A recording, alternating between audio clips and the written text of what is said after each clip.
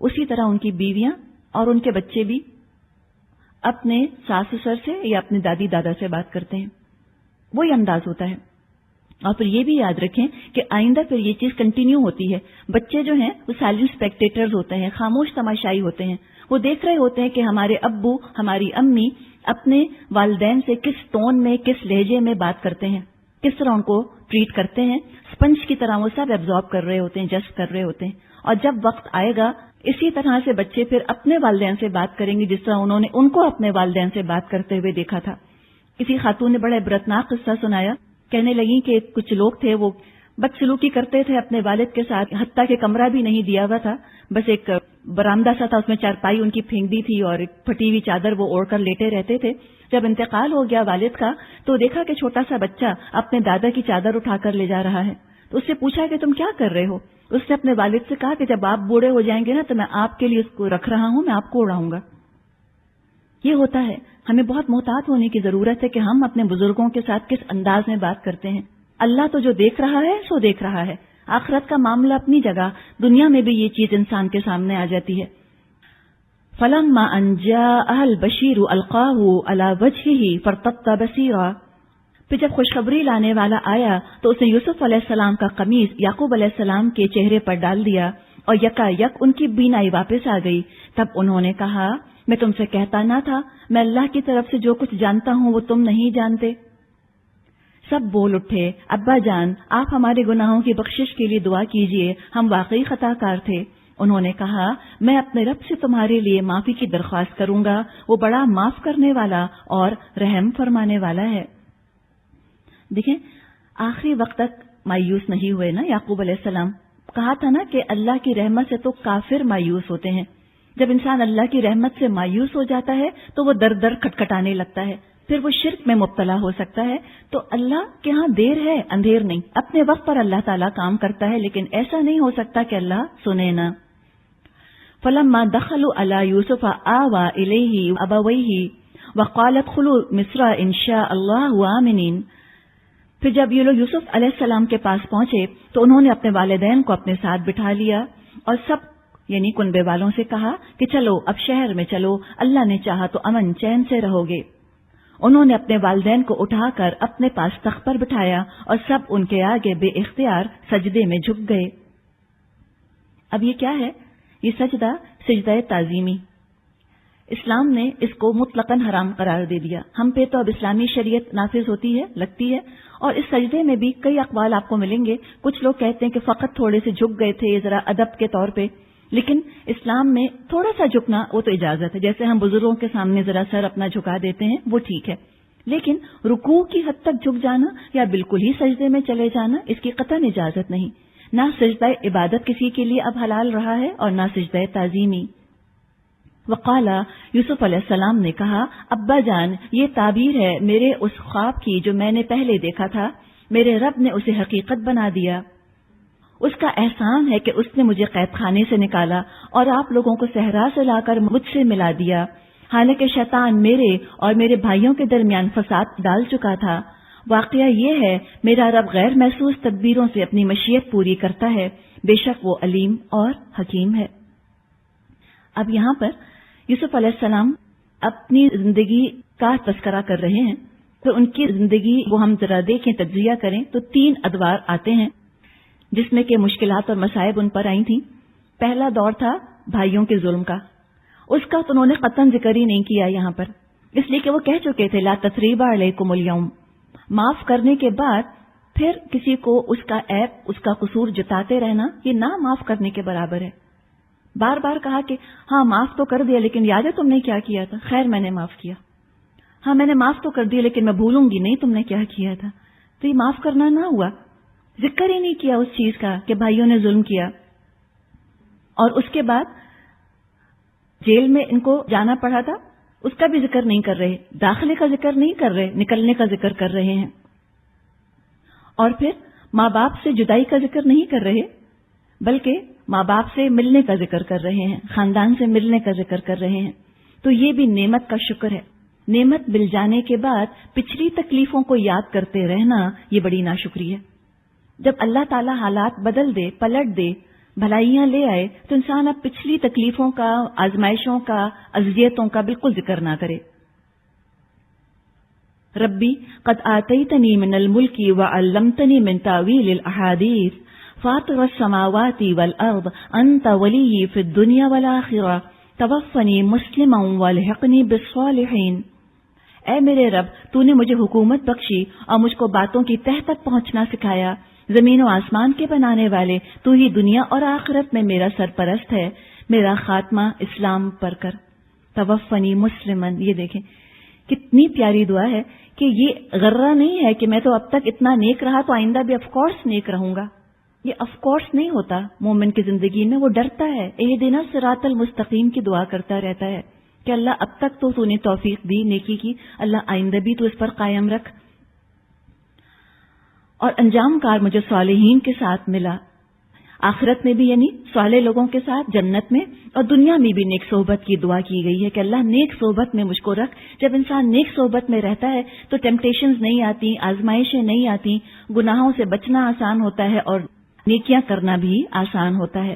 تو الحقنی بالصالحین، اللہ دنیا میں بھی صالح لوگوں کی میت ہو، ان کی کمپنی ہو. اے محمد صلی اللہ علیہ وسلم، یہ قصہ غیب کی خبروں میں سے ہے جو ہم آپ پر وحی کر رہے ہیں، ورنہ آپ اس وقت موجود نہ تھے جب یوسف کے بھائیوں نے آپس میں اتفاق کر کر سازش کی تھی. مگر تم خواہ کتنا ہی چاہو ان میں سے اکثر لوگ مان کر دینے والے نہیں ہیں. حالانکہ تم اس خدمت پر ان سے کوئی اجرت بھی نہیں مانگتے. یہ تو ایک نصیحت ہے جو دنیا والوں کے لیے عام ہے. زمین اور آسمانوں میں کتنی ہی نشانیاں ہیں جن پر سے یہ لوگ گزرتے رہتے ہیں اور ذرا توجہ نہیں کرتے. ان میں سے اکثر اللہ کو مانتے ہیں مگر اس طرح کہ اس کے ساتھ دوسروں کو شریک ٹھہراتے ہیں. کیا یہ مطمئن ہے کہ اللہ کے عذاب کی کوئی بلا انہیں دبوچ نہ لے گی، یا بے خبری میں قیامت کی گھڑی اچانک ان پر آنا جائے گی؟ حدیث میں آتا ہے، مضمون یہ ہے، اکثر انسان دو نعمتوں کی قدر نہیں کرتے. ایک ہے صحت اور دوسری فراغت، ہیلتھ ہونا اور ٹائم ہونا. تو انسان ان دو چیزوں کو بہترین استعمال میں لگا دے اپنی آخرت سنوارنے میں.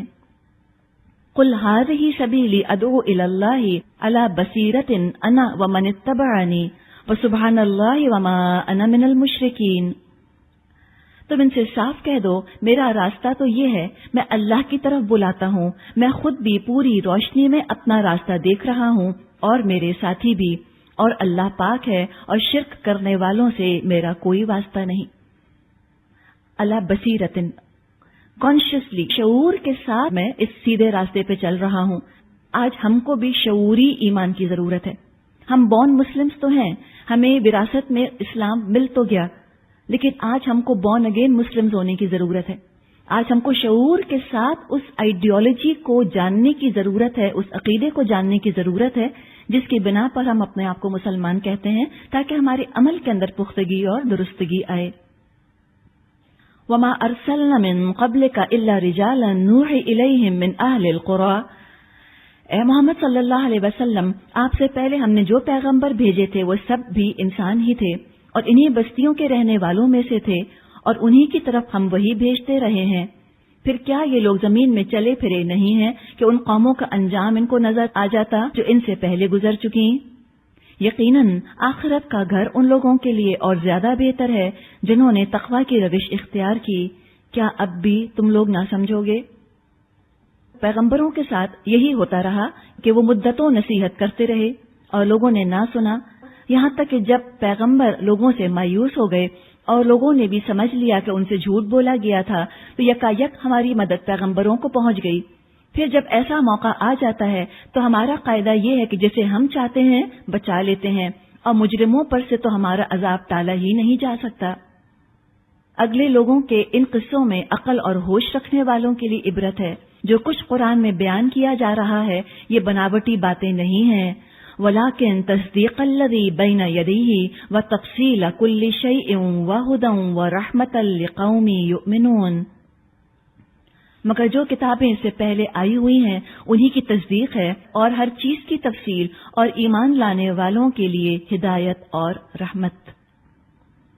یہ ہے سورہ یوسف. اب آپ ذرا یہ ذہن میں لے کر آئیے کہ سورہ یوسف ہمارے معاشرے میں کیوں پڑھی جاتی ہے. اور یہ بھی کہا جاتا ہے خواتین سے کہ پریگننسی میں پڑھی جائے تو بچہ خوبصورت ہو. پتہ نہیں یہ خیال آتا کیسے عورتوں کو کہ بچہ خوبصورت ہو؟ کیا امپورٹنٹ ہے یہ؟ بالکل نہیں سمجھ میں آتی بات. یا دلہنوں کو کہا جاتا ہے کہ دلہنوں پر پڑھ کر پھونک دو تو وہ خوبصورت لگیں گی. آپ دیکھیں محسن کا لفظ تو آیا ہے، جمیل کا لفظ تو آیا ہے، یہ حسن ہی کے دو نام ہیں، لیکن کس کا حسن، کس چیز کا حسن؟ ایک دفعہ بھی یوسف علیہ السلام کے جسمانی حسن کی بات تو نہیں کی گئی کہ وہ انتہائی حسین تھے، انتہائی خوبصورت تھے، انتہائی جمیل تھے، ان کی آنکھیں ایسی تھیں، ان کا قد ایسا تھا، یہ ذکر نہیں کیا گیا. حسین تھے، کوئی شک نہیں. حدیثوں میں یہ بات ہمیں پتہ چلتی ہے کہ اللہ تعالیٰ نے یوسف علیہ السلام کو حسن کا بہت بڑا حصہ دیا تھا. لیکن سورہ یوسف حسن کے لیے پڑھنے کے لیے ہم سے نہیں کہا گیا، اور نہ ہی حسن کا تذکرہ ہے کوئی اس کے اندر. جس حسن کا ذکر ہے وہ فطرت کا حسن ہے، اخلاق کا حسن ہے، ذہانت کی بات ہے، پاک دامنی کے حسن کی بات کی گئی ہے. قدرت رکھتے ہوئے بھی عفو اور درگزر سے کام لینا، یہ حسن ہے. اور سب سے بڑی چیز خاندانی جھگڑوں کو حل کیسے کیا جائے، ان رشتہ داروں سے کیسے نمٹا جائے جو کہ اذیت پہنچائیں، تنگ کریں. نبی اکرم صلی اللہ علیہ وسلم سے کسی نے آ کر کہا کہ مجھے بہترین صدقہ بتائیے. آپ نے فرمایا اپنے اس رشتہ دار کو دے جو تیری برائی کرتا ہو. ہم سب کتنے خوش قسمت ہیں، ہم سب کے پاس یہ نعمت موجود ہے، ایسے رشتہ دار جو ہماری برائی کرتے ہوں. اللہ تعالیٰ ایک ناپسندیدہ چیز کو بھی ہمارے لیے کس طرح نعمت بنا دیتا ہے. کتنے رشتہ دار ہمارے ہیں بتائیں جنہوں نے ہمیں کنویں میں پھینک دیا ہو، یا ہماری قتل کی ترکیبیں انہوں نے سوچی ہوں بیٹھ کر. اس نوبت کو تو شاید ہی کوئی پہنچا ہو، لیکن پھر بھی ہم کتنی شکایتیں کرتے ہیں. اور ہمارے ہاں یہ رواج ہو گیا ہے کہ جو معاف کرتے ہیں وہ بے وقوف ہوتے ہیں. ہم کہتے ہیں ہر بات میں اچھا میں چپ ہو جاؤں، بے وقوف ہوں کوئی. اگر میں چپ ہو گئی تو وہ سمجھیں گے کہ میرے پاس جواب نہیں ہے. نہیں، سورہ یوسف ہمیں کیا سکھاتی ہے؟ ہر بات کا جواب دینا ضروری نہیں ہے. باعزت وہی ہوتے ہیں جو کہ معاف کر دیتے ہیں، جو کہ حق کی خاطر تواضع اختیار کر لیتے ہیں. حدیث میں آتا ہے جس نے اللہ کے لیے خاکساری اختیار کی تو اللہ اس کو بلند کرے گا، جس کا نتیجہ یہ ہوگا کہ وہ اپنے خیال میں تو چھوٹا ہوگا مگر عام لوگوں کی نظر میں اونچا ہوگا. اور جو تکبر اور بڑائی کا رویہ اختیار کرے گا تو اللہ اس کو نیچے گرا دے گا، جس کا نتیجہ یہ ہوگا کہ وہ عام لوگوں کی نگاہوں میں تو حقیر ہوگا اگرچہ خود اپنے خیال میں بڑا ہو. تو یہ تو رشتے نبھانے کی، حسن سلوک کی بات کی جا رہی ہے کہ رحمی رشتوں کو تو جوڑ کر ہی رکھنا ہے، کسی صورت نہیں چھوڑنا ان کو. خوبصورت صبر، صبر جمیل، صبر جمیل، خوبصورت صبر کرنا ہے. حسن سلوک، حسن معاملات، حسن اخلاق، حسن تدبیر، ذہانت کا حسن، یہ ہے حسن جو اللہ کے ہاں کام آنے والا ہے. یہ ظاہری حسن، یہ ہماری شکلیں، یہ ہماری کھالیں، یہ نہیں اللہ کے ہاں کام آنے والی. تو اگر ہمیں واقعی فکر ہو تو ہم سورہ یوسف پڑھ کے دعا کریں کہ اللہ یہ جو بچہ میرے ہاں ہونے والا ہے اس میں یہ خوبیاں ہوں اللہ جو یوسف علیہ السلام میں تھیں، یا یہ جو میری بیٹی، میری بہن آج رخصت ہو رہی ہے، اللہ یوسف کی طرح اپنے رشتہ داروں سے معاملات نبھائے تو بات بنے گی بھی. تو واقعی سورہ یوسف بہترین صورت ہے رشتہ داروں کے ساتھ حسن سلوک کرنے کے معاملے میں. اور کن رشتہ داروں کے ساتھ کہ جو ہم سے اچھا سلوک نہ کریں. حدیث میں آتا ہے نا کہ تم لوگوں کی دیکھا دیکھی عمل کرنے والے مت بنو، کہ اگر وہ اچھا سلوک کریں گے تو ہم بھی اچھا کریں گے، وہ برا کریں گے تو ہم بھی برا کریں گے. بلکہ تم یہ سوچ لو کہ ہمیں تو اچھا ہی سلوک کرنا ہے، اور جو برا کرے تم اس کے ساتھ ظلم نہ کرو. تو ہم بھی ایک عہد کر لیتے ہیں. کوئی رشتہ دار ایسا جس سے اللہ نہ کرے ہماری لڑائی تھی، قطع تعلق تھا، اب سوچ لیں کہ اس کے گھر تو ضرور جانا ہے، عاجزی کے ساتھ جانا ہے، جھک کر جانا ہے، اس کو گلے لگا لینا ہے. حدیث میں آتا ہے کہ اگر کسی رشتہ دار سے 3 دن تک بات چیت بند رکھی تو اللہ کو یہ بات بہت بری لگتی ہے. وَالْآخِرُ دَعْوَانَا أَنِ الْحَمْدُ لِلَّهِ رَبِّ الْعَالَمِينَ. سبحانك اللهم وبحمدك نشهد أن لا إله إلا أنت نستغفرك ونتوب إليك. السلام علیکم ورحمۃ اللہ وبرکاتہ.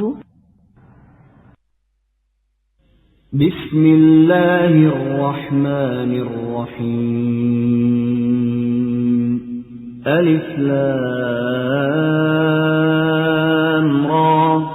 تلك آیات الكتاب المبین. إِنَّا أَنزَلْنَاهُ قُرْآنًا عَرَبِيًّا لَعَلَّكُمْ تَعْقِلُونَ. نحن نقص عليك أحسن القصص بما أوحينا إليك هذا القرآن وإن كنت من قبله لمن الغافلين إذ قال يوسف لأبيه يا أبت إني رأيت 11 كوكبا والشمس والقمر رأيتهم لي ساجدين قال يا بني لا تقصص رؤياك على إخوتك فيكيدوا لك كيدا إن الشيطان للإنسان عدو مبين وكذلك يجتبيك ربك ويعلمك من تأويل الأحاديث ويتم نعمته عليك وعلى آل يعقوب كما أتمها على أبويك من قبل إبراهيم وإسحاق إن ربك عليم حكيم لقد كان في يوسف وإخوته آيات للسائلين إذ قالوا ليوسف وأخوه أحب إلى أبينا منا ونحن عصبة إن أبانا لفي ضلال مبين اقتلوا يوسف أو اطرحوه أرضا يخل لكم وجه أبيكم وتكونوا من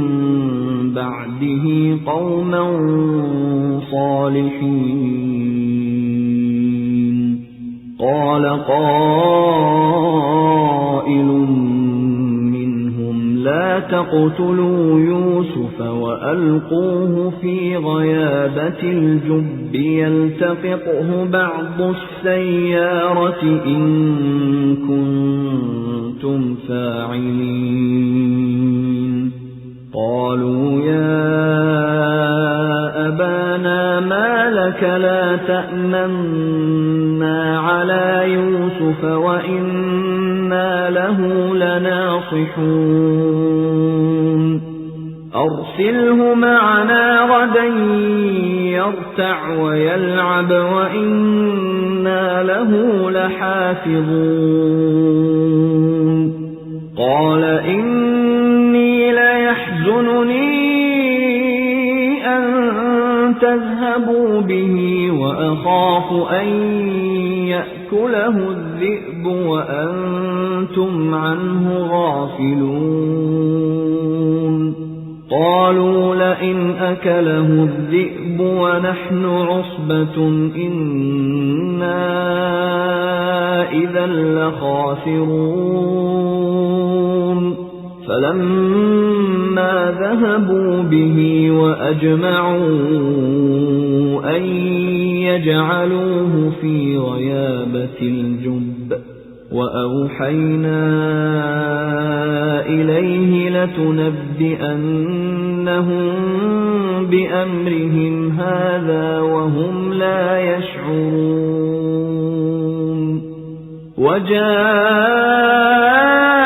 وجاءوا أباهم عشاء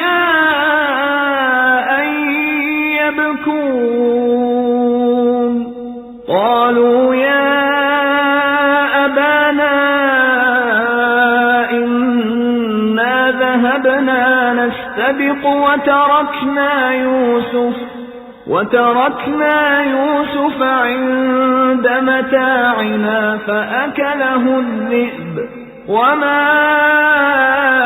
أنت بمؤمن لنا ولو كنا الصادقين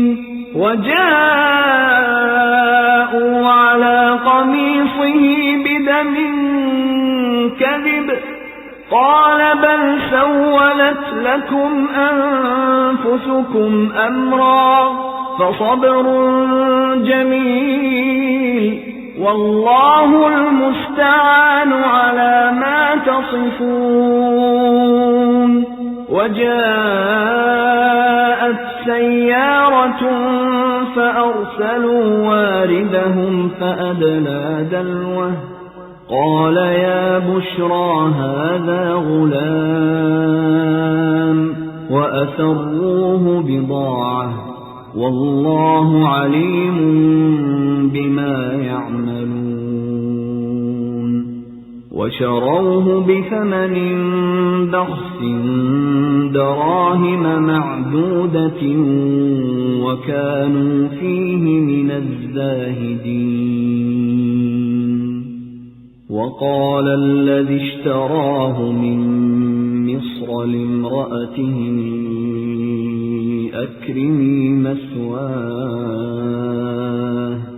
أكرمي مثواه عسى أن ينفعنا أو نتخذه ولدا وكذلك مكنا ليوسف في الأرض ولنعلمه من تأويل الأحاديث والله غالب على أمره ولكن أكثر الناس لا يعلمون ولما بلغ أشده آتيناه حكما وعلما وكذلك نجزي المحسنين وراودته التي هو في بيتها عن نفسه وغلقت الأبواب وقالت هيت لك قال معاذ الله إنه ربي أحسن مثواي إنه لا يفلح الظالمون ولقد همت به وهم بها لولا أن رأى برهان ربه كذلك لنصرف عنه السوء والفحشاء إنه من عبادنا المخلصين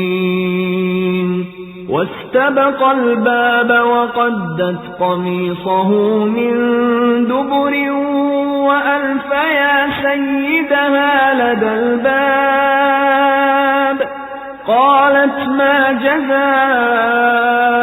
من أراد بأهلك سوءا إلا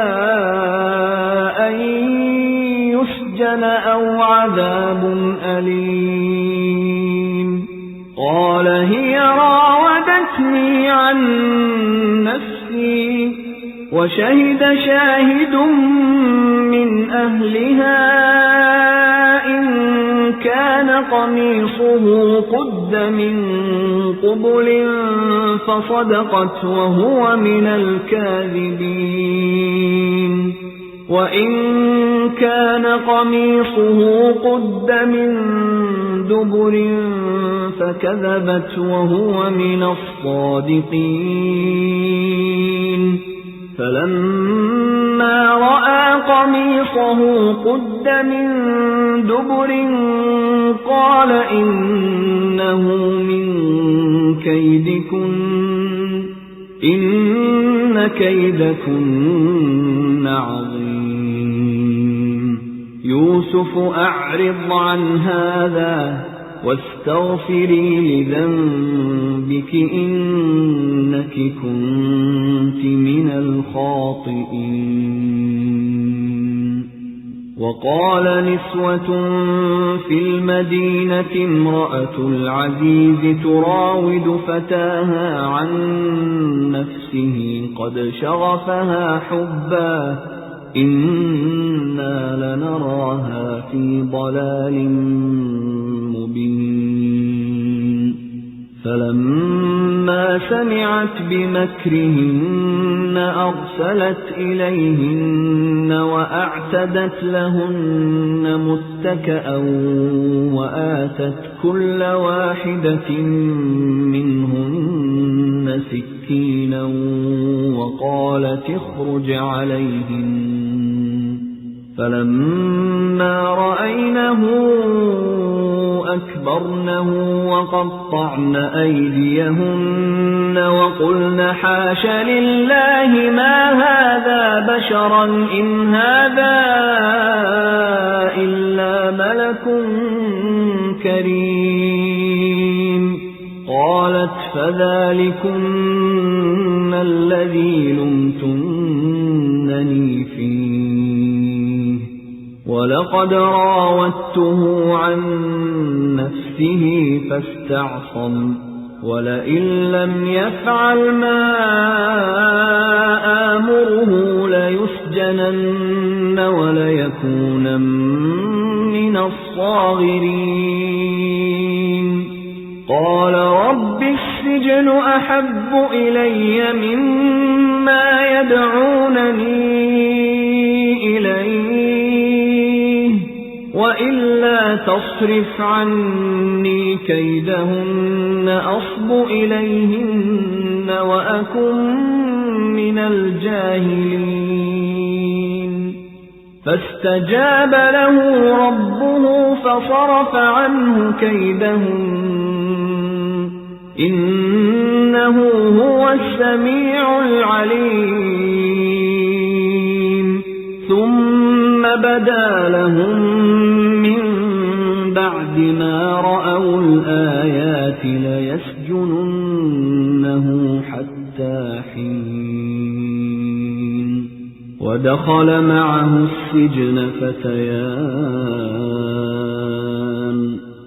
قال أحدهما إني أراني أعصر خمرا وقال الآخر إني أراني أحمل فوق رأسي خبزا تأكل الطير منه نبئنا بتأويله إنا نراك من المحسنين قال لا يأتيكما طعام ترزقانه إلا نبأتكما بتأويله قبل أن يأتيكما ذلكما مما علمني ربي إني تركت ملة قوم لا يؤمنون بالله وهم بالآخرة هم كافرون واتبعت ملة آبائي إبراهيم وإسحاق ويعقوب ما كان لنا أن نشرك بالله من شيء ذلك من فضل الله علينا وعلى الناس ولكن أكثر الناس لا يشكرون يا صاحبي السجن أأرباب متفرقون خير أم الله الواحد القهار ما تعبدون من دونه إلا أسماء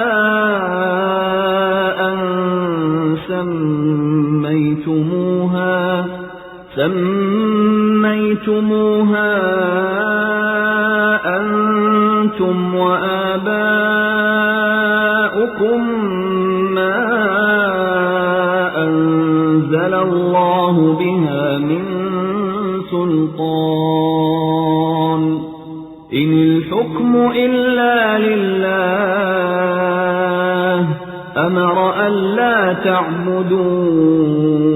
إلا إياه ذلك الدين القيم ولكن أكثر الناس لا يعلمون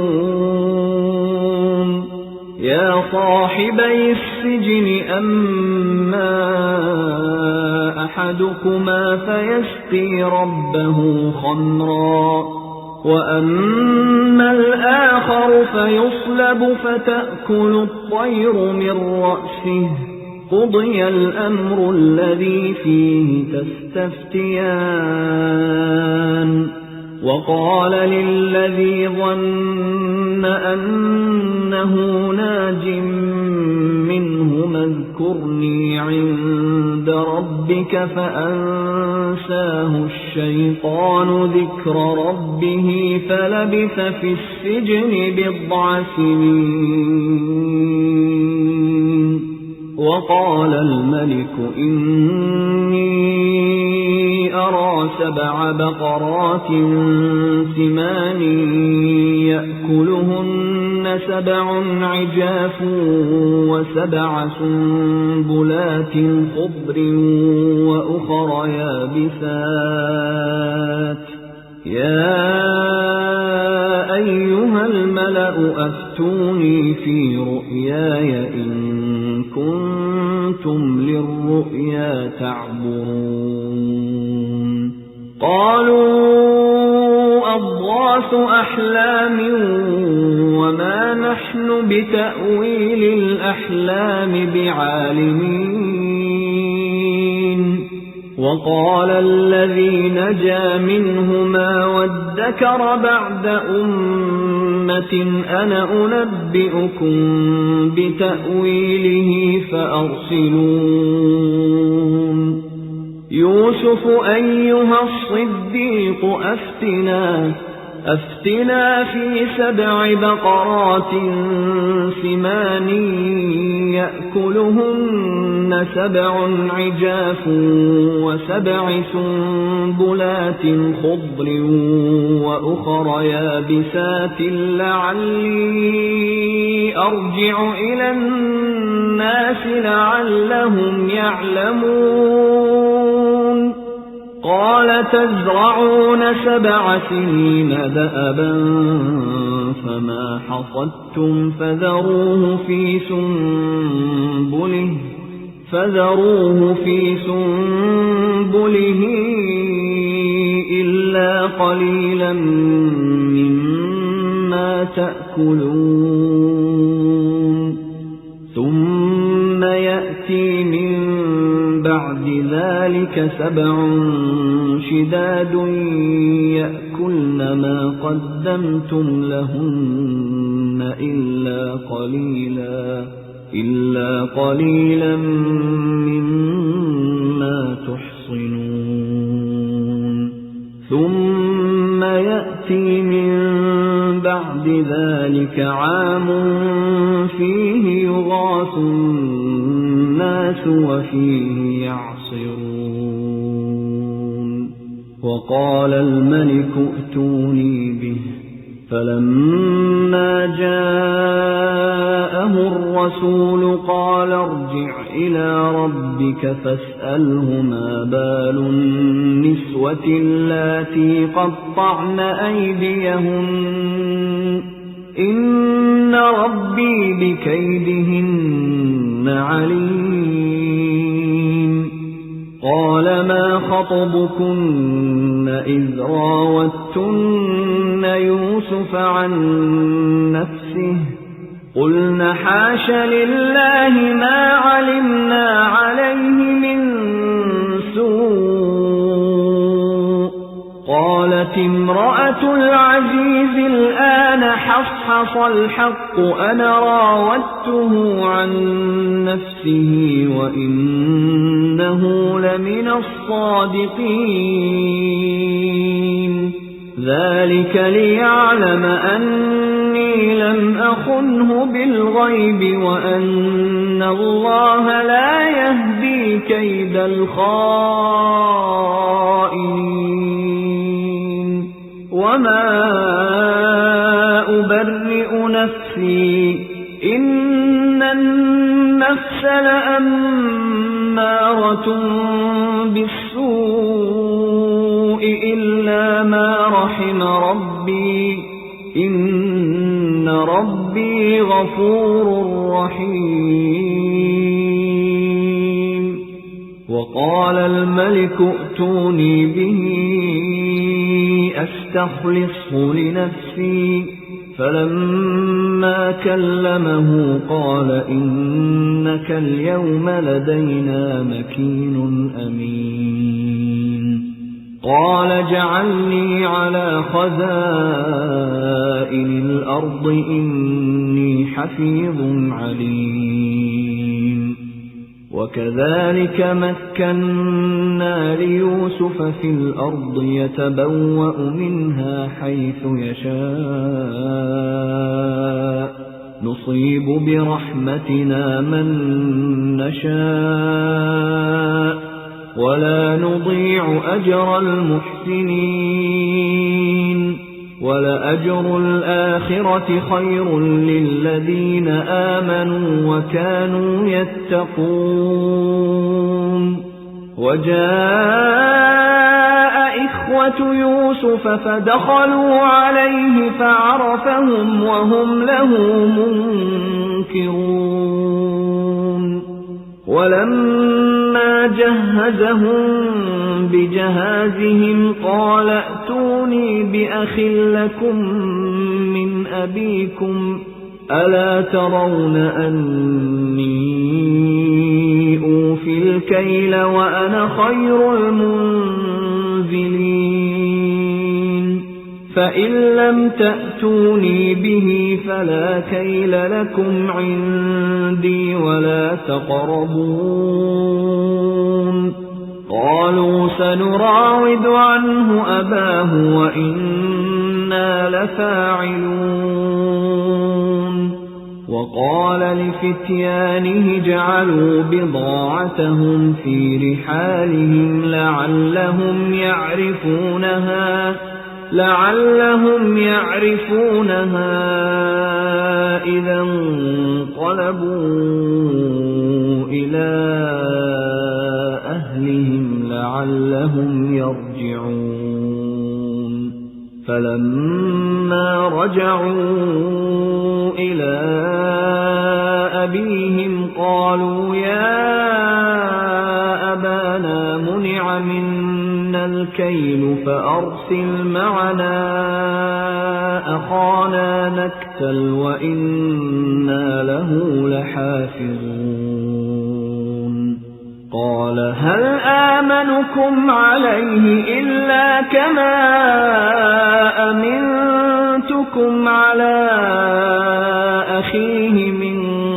قبل فالله خير حافظا وهو أرحم الراحمين ولما فتحوا متاعهم وجدوا بضاعتهم ردت إليهم قالوا يا أبانا ما نبغي هذه بضاعتنا ردت إلينا ونمير أهلنا ونحفظ أخانا ونزداد كيل بعير ذلك كيل يسير قال لن أرسله معكم حتى تؤتون موثقا من الله لتأتونني به إلا أن يحاط بكم فلما آتوه موثقهم قال الله على ما نقول وكيل وقال يا بني لا تدخلوا من باب واحد وادخلوا من أبواب متفرقة وما أغني عنكم من الله من شيء إن الحكم إلا لله عليه توكلت وعليه فليتوكل المتوكلون ولما دخلوا من حيث أمرهم أبوهم ما كان يغني عنهم من الله من شيء إلا حاجة في نفس يعقوب قضاها وإنه لذو علم لما علمناه ولكن أكثر الناس لا يعلمون ولما دخلوا على يوسف آوى إليه أخاه قال إني أنا أخوك فلا تبتئس بما كانوا يعملون فلما جهزهم بجهازهم جعل السقاية في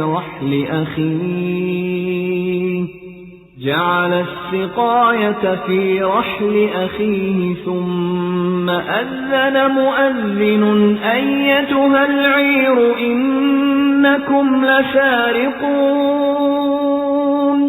قالوا وأقبلوا عليهم ماذا تفقدون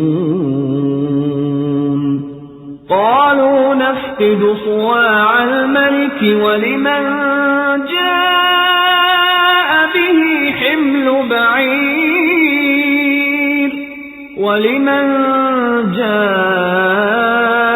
به حمل بعير وأنا به زعيم قالوا تالله لقد علمتم ما جئنا لنفسد في الأرض وما كنا سارقين قالوا فما جزاؤه إن كنتم كاذبين قالوا جزاؤه من وجد في رحله فهو جزاؤه كذلك نجزي الظالمين فبدأ بأوعيتهم قبل وعاء أخيه ثم استخرجها من وعاء أخيه كذلك كدنا ليوسف ما كان ليأخذ أخاه في دين الملك إلا أن يشاء الله نرفع درجات من نشاء وفوق كل ذي علم عليم قالوا إن يسرق فقد سرق أخ له من قبل فأسرها يوسف في نفسه ولم يبدها لهم قال أنتم شر مكانا والله أعلم بما تصفون قالوا يا أيها العزيز إن له أبا شيخا كبيرا فخذ أحدنا مكانه إنا نراك من المحسنين قال معاذ الله أن نأخذ إلا من وجدنا متاعنا عنده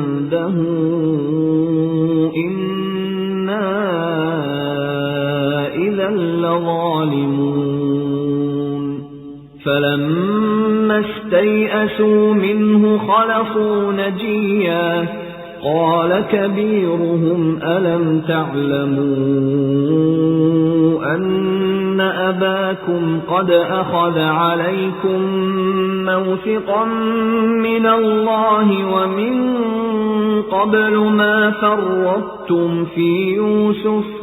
فلن أبرح الأرض حتى يأذن لي أبي أو يحكم الله لي وهو خير الحاكمين ارجعوا إلى أبيكم فقولوا يا أبانا إن ابنك سرق وما شهدنا إلا بما علمنا وما كنا للغيب حافظين واسأل القرية التي كنا فيها والعير التي أقبلنا فيها وإنا لصادقون قال بل سولت لكم أنفسكم أمرا فصبر جميل عسى الله أن يأتيني بهم جميعا إنه هو العليم الحكيم وتولى عنهم وقال يا أسفا على يوسف وابيضت عيناه من الحزن فهو كظيم قالوا تالله تفتأ تذكر يوسف حتى تكون حرضا أو تكون من الهالكين قال إنما أشكو بثي وحزني إلى الله وأعلم من الله ما لا تعلمون يا بني يذهبوا فتحسسوا من يوسف وأخيه ولا تيأسوا من روح الله إنه لا ييأس من روح الله إلا القوم الكافرون فلما دخلوا عليه قالوا يا أيها العزيز مسنا وأهلنا الضر وجئنا ببضاعة مزجاة فأوف لنا الكيل وتصدق علينا إن الله يجزي المتصدقين قال هل علمتم ما فعلتم بيوسف وأخيه إذ أنتم جاهلون قالوا أئنك لأنت يوسف قال أنا يوسف وهذا أخي قد من الله علينا إنه من يتق ويصبر فإن الله لا يضيع أجر المحسنين قالوا تالله لقد آثرك الله علينا وإن كنا لخاطئين قال لا تثريب عليكم اليوم يغفر الله لكم وهو أرحم الراحمين اذهبوا بقميصي هذا فألقوه على وجه أبي يأت بصيرا وأتوني بأهلكم أجمعين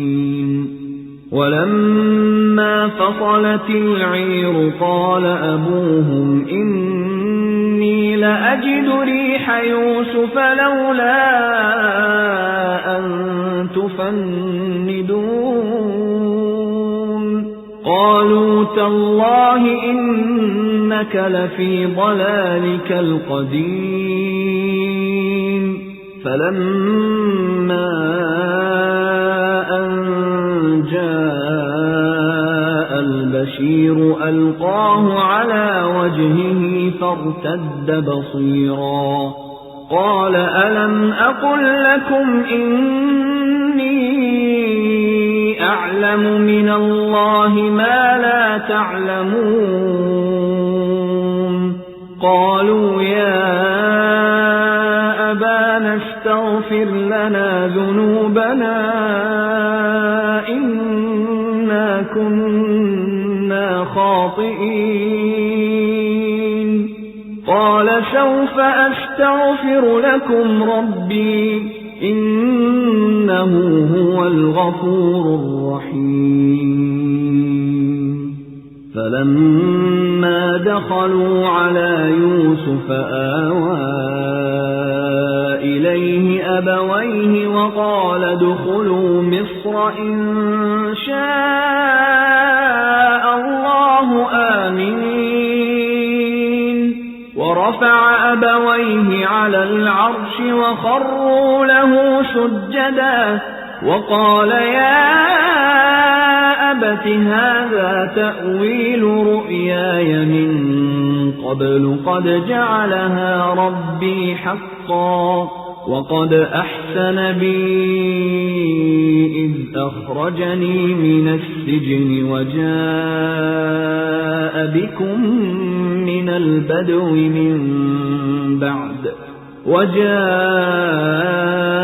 بكم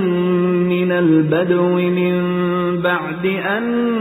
نزغ الشيطان بيني وبين إخوتي إن ربي لطيف لما يشاء إنه هو العليم الحكيم رب قد آتيتني من الملك وعلمتني من تأويل الأحاديث فاطر السماوات والأرض أنت ولي في الدنيا والآخرة توفني مسلما وألحقني بالصالحين ذلك من أنباء الغيب نوحيه إليك وما كنت لديهم إذ أجمعوا أمرهم وهم يمكرون وما أكثر الناس ولو حرصت بمؤمنين وما تسألهم عليه من أجر إن هو إلا ذكر للعالمين وكأين من آية في السماوات والأرض يمرون عليها وهم عنها معرضون وما يؤمن أكثرهم بالله إلا وهم مشركون أفأمنوا أن تأتيهم غاشية من عذاب الله أو تأتيهم الساعة بغتة وهم لا يشعرون قل هذه سبيلي أدعو إلى الله على بصيرة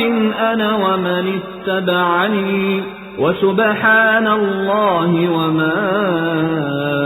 أنا من المشركين وما أرسلنا من قبلك إلا رجالا نوحي إليهم من أهل القرى أفلم يسيروا في الأرض فينظروا كيف كان عاقبة الذين من قبلهم ولدار الآخرة خير للذين اتقوا أفلا تعقلون حتى إذا استيأس الرسل وظنوا أنهم قد كذبوا جاءهم نصرنا فنجي من نشاء ولا يرد بأسنا عن القوم المجرمين لقد كان في قصصهم عبرة لأولي الألباب ما كان حديثا يفترى ولكن تصديق الذي بين يديه وتفصيل كل شيء وهدى ورحمة لقوم يؤمنون